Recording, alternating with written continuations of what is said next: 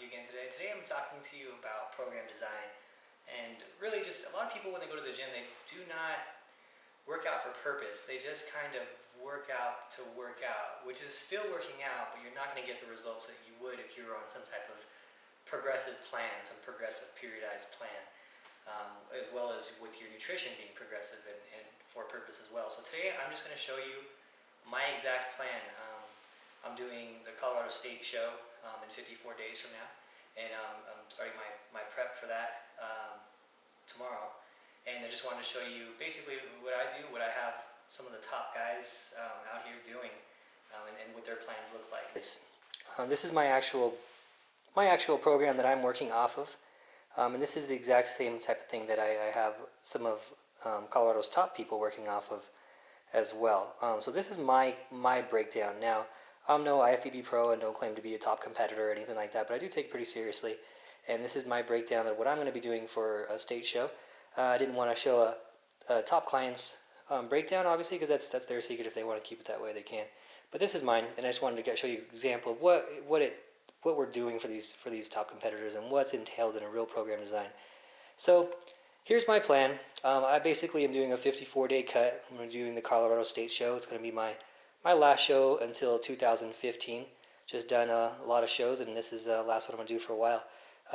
So here's my calorie intake for that show, or for this current phase of that show. I mean, this is the first 3 weeks. I might make an adjustment based on how it's going, but I'm going to give it 3 weeks at these numbers. So 2,434 calories is my intake. I burned 3,162. So this breakdown should yield me right around 1.4 pounds of fat loss per week. If I hit that 1.4 pounds of target fat loss per week and I'm keeping all my muscle, I know that this is actually the breakdown that's going to work for me. If after 2 to 3 weeks I realize I'm losing too much muscle, well, the caloric deficit is a little bit too much. If I'm not losing enough fat and I'm keeping my muscle, well, then obviously I need to make the adjustments there as necessary. So here's my breakdown: 45.2% fat, 23.2% carbs, and 31.7%. 31.7% fat and 45.2% proteins.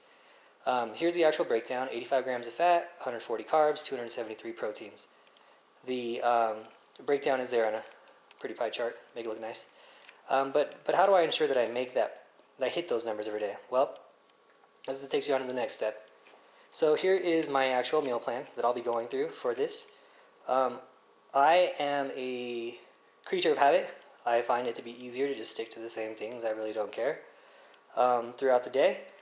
This is my menu plan to make sure I hit these exact numbers right here: 2,434 calories, 85 fat, 140 carbs, 273 protein, just like over here, which was the actual plan. So first, figure out how many calories it is, figure out what the deficit needs to be, figure out what the protein needs are. Then you can figure out what the energy needs are minus the protein. So the energy needs would be the fat and carbohydrates in the plan. So with that information, we then can create a meal plan and structure the macronutrients around exactly what it is that we need. So I just follow this meal plan after I have to do all the hard work and figure it out. It's really easy to do once I have the meal plan. And if I want to switch stuff out of the meal plan, I can, no problem, because I know what the macronutrients are, which takes us over to the macronutrients in the meal timing, which goes here. So here is the actual macronutrient breakdown. So here is my macronutrient breakdown for meal 1, meal 2, meal 3, 4, 5, and actually there's one of the macronutrients, it's that meal. There's actually 2 meals in there because that's the pre-workout, post-workout, and post-workout meal all in one section. I like keeping it that way. It makes it easier to know my timing of the day.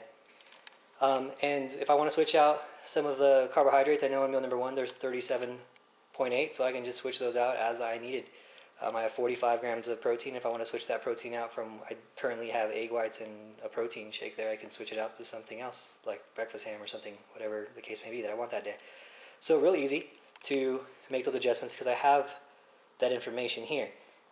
Now, the next thing is just making sure I have all the food available and ready and knowing what I need. So I keep this with me, which is basically just a shopping list of all the foods that I'm going to be eating over this next 54 days. So I know when I'm at the grocery store exactly what it is that I need to have, and I keep that with me as a reference. Do I still have that in the refrigerator, etc.? And the reason I'm showing you this today is because everyone I don't want to say everyone, but a lot of people, most people at the gym don't work off this type of structure.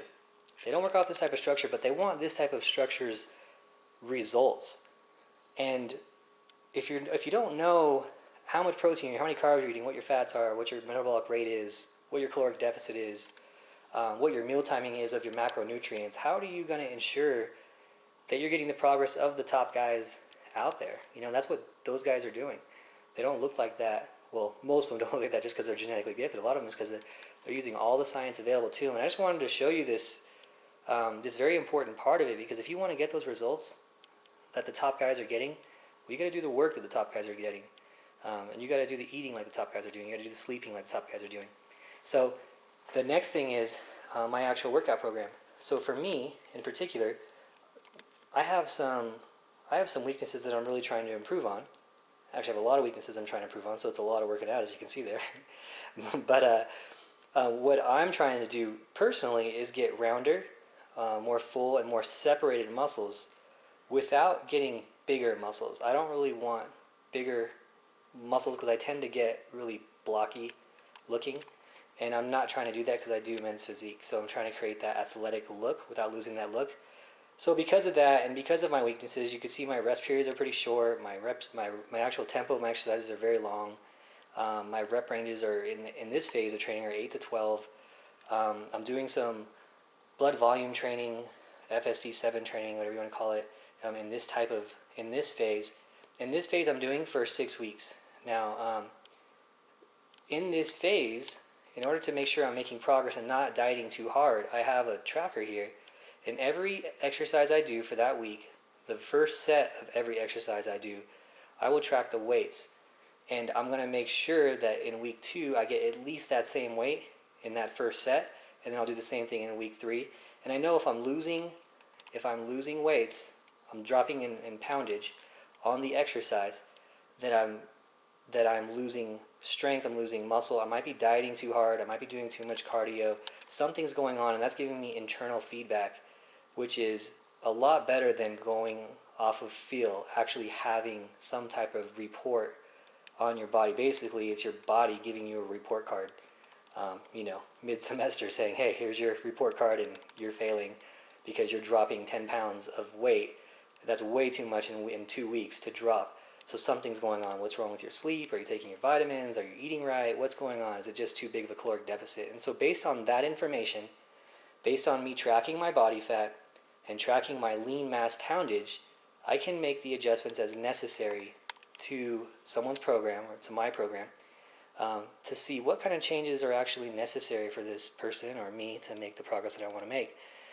And the reason to show you this video today is really so you can look at your workout program and say, is my workout program even a workout program, or am I just kind of working out and hoping for the best? And be honest with yourself, because there's nothing wrong with that. There's nothing wrong with working out without some type of purpose. There's always going to be the health benefit of it. But if you aspire to have a great physique and you aspire to make all these changes and you look at these magazines and you're like, I want to look like that, and that's your goal, it's not just to be healthy.